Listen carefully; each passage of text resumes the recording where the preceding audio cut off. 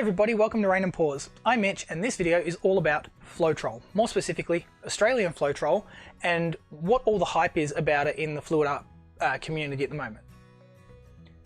So the first question is, what exactly is Floetrol? Floetrol is a paint additive that goes into house paint to make brush strokes and roller strokes less visible. So essentially what this does is it breaks down the surface tension of your paint, so when it goes on the wall it glides on smoother. That means that you won't see the brush strokes or the roller strokes and it won't leave as much texture behind. It's not quite the same as thinning out your paints as much as breaking down those chemical chains into smaller ones so that they apply easier.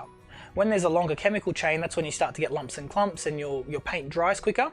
So one of the effects of Floetrol on your paints is that they will dry slightly slower because the surface tension has been broken. So you're not going to form that skin on the paint and it's not going to dry as quickly. It'll still dry as quick as your house paint might dry. Maybe you get 5-10 minutes extra working time out of it. So why does everyone want Australian Floetrol if it's just destroying the surface tension of your paint? So by doing that, you actually create some amazing cells in your artwork. The main reason for its popularity lately is because of the Sheleeart Bloom technique and its use in the cell activator. The Australian Floetrol has extra additives and chemicals in it that make it much better at doing its job than some of the other variations around the world. So the US has Floetrol, Europe also has Floetrol, but they also have Oatrol. They all do the same thing, but the Australian one does it a little bit differently. Now there is ingredients in here that aren't in the other ones, but no one's going to tell you what they are. There's a lot of speculation about it being an oil or this or that. We're never going to find out. So for the moment, just know that it does its job well. The reason it works so well as a cell activator is because it does break down that surface tension of that one specific paint, and that means that that paint will break apart more easily to form the cells and lacing on top of the denser paints underneath. And that's why the Bloom technique is so unique, because it relies on one layer creating the cells rather than all the paint densities creating those cells in the entire pour. Now that's not to say you can't mix your regular paints with Floetrol, with the Aussie stuff, to create those cells in your pours. Artists all around the world are doing that with the products local to them. So you can do it with Oatrol and you can do it with the American Floetrol. You don't need the Australian stuff to do that. The advantage to using the Australian Floetrol to do that is you get some really nice different effects, and you tend to get a lot more lacing and webbing than you do actual cells. So if you compare cells that you would get with Floetrol compared to those you would get with silicone, they look a little bit different.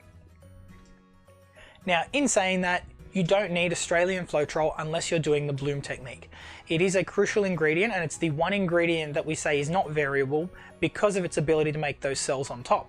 You can make a substitute using American Floetrol, and some people have used Minwax paint conditioner and oils, all sorts of other variations out there. They just don't behave exactly the same. You can get very close results, but they're not the same.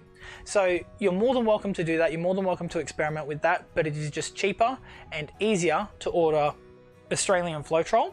And if you are looking for it in your country, try looking on fluid-art.co. They ship locally from Canada, US, Europe and the UK. Now, Australian Floetrol has been banned in Europe. The import of all liquids for art purposes and other sorts of purposes, they've just passed the law that it is now banned in Europe. So we're uncertain as to the situation of the supply in Europe. However, if it's still able to be sold there and if there is still stock, get your hands on some if you can. Again, you don't need it for regular fluid art techniques. You can do that with just paint and water. You can use regular pouring medium, or you can use your local Floetrol or paint extender products.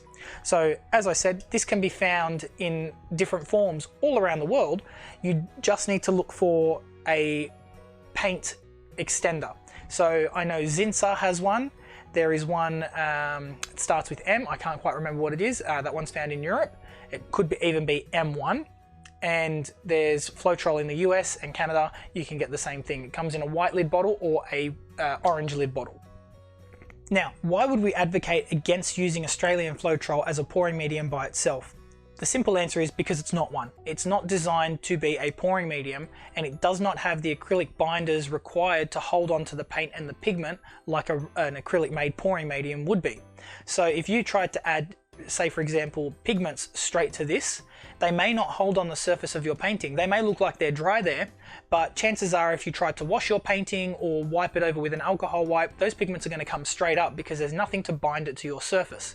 So you can use this as part of your pouring medium with a regular pouring medium, a gel medium, or even untinted house paint. However, it will not work by itself as a pouring medium because that's not its intended purpose. Some of the upsides to using Floetrol in your pouring medium could be that amazing lacing effect that you get that is slightly different to the cells that you would get from silicone.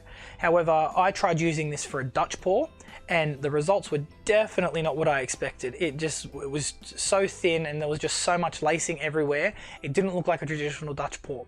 I didn't mind it, but it's not what I was going for. So I would strongly caution against using it for thinning out for the purposes of Dutch pours or those thinner ones.